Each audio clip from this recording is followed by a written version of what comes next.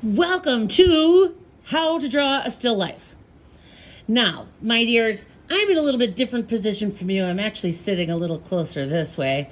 So what I'm going to be drawing might differ a little bit from what you see through this screen, but this still is going to represent as closely as I can how to draw a still life.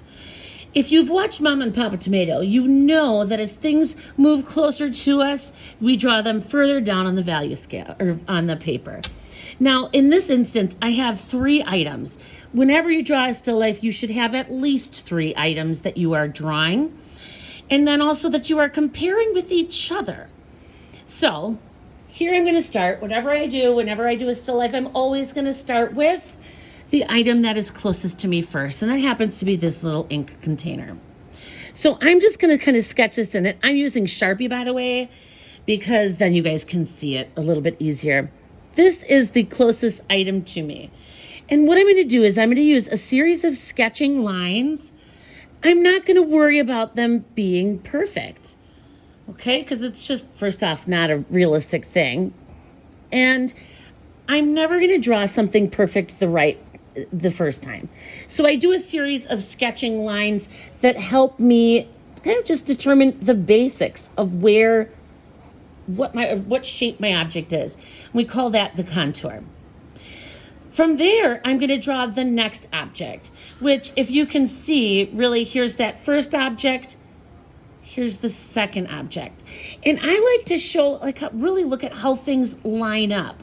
So if you can see kind of here, it's really lining up the bottom of it with, about here in my drawing. And then I can go ahead and draw, remember, as things move further away from me. Oops, here we go. Sorry, now you can actually see that. We draw them higher up on the page, and that includes those horizontal lines.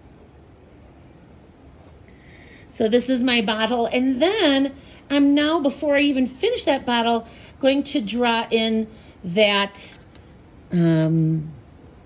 vase right there, so you can kind of see where that vase begins to line up. I mean, it's really close, right? So I'm going to remove the pencil so I can, and I notice some of my vase is cut off. Look at the corner of it, almost comes out from the corner, or like the top of that jar, right? That ink jar, ink tub, whatever you might want to say. Now, if I look, this jar is just a little bit taller than my vase, right? So now I think I'm gonna, curve that in a little bit like it is, and it's got that nice little neck. And then the cute little top. And then I can now go ahead and finish my vase, because I'm looking at how these kind of connect. So my vase is gonna come up, maybe down just a little bit. Right? Yes, totally. And it's going to curve there. And I have that ellipse. And there we go. Now, is this a perfect drawing? Absolutely not. But what I want you to notice is really how I used a ton of the page. Ideally, I would make it even taller than that. Now, another thing I'm going to add in, even though you can't really see it from here, is I'm going to add in the edge of the table that's behind my drawing pad. And I'm going to do that like this. One of the things that this is going to do for me, do you see that, how it's becoming a horizon line? Which is absolutely fantastic. Now, the next thing I'm going to do is add in some shadows. So look at how these shadows kind of bounce off the table. And they're coming from one direction, right? I can see it from actually, I think it's from the easel, but here's from my bottle. And my shadows, this is actually somewhat of more of a reflection, but my shadows, and I can't quite see that edge of there we go, of my vase there. They are going to be darkest right next to the item, okay? And watch how I'm now going to shade that in with a little bit of hatching with my Sharpie.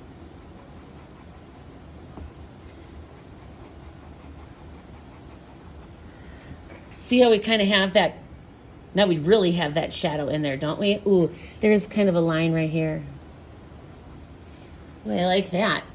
Now, if you wanted to make the other shading kind of darker, I could still use the hatching, but maybe just not quite as much of the hatching. And now you can see how that's now started to fill in there. My drawing is now having some of that distance or perspective that we're looking for. If I were to go ahead and finish this off, the next thing I'm going to do is look at shadows on my objects. Can you see that? And where are they going to...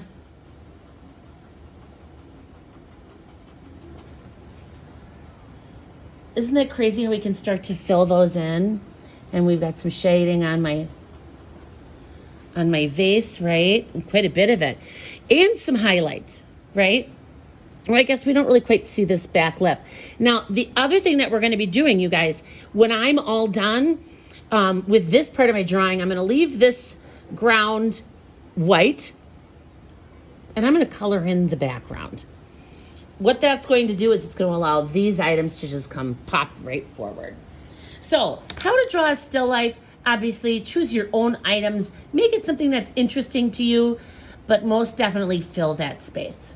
All right, happy drawing.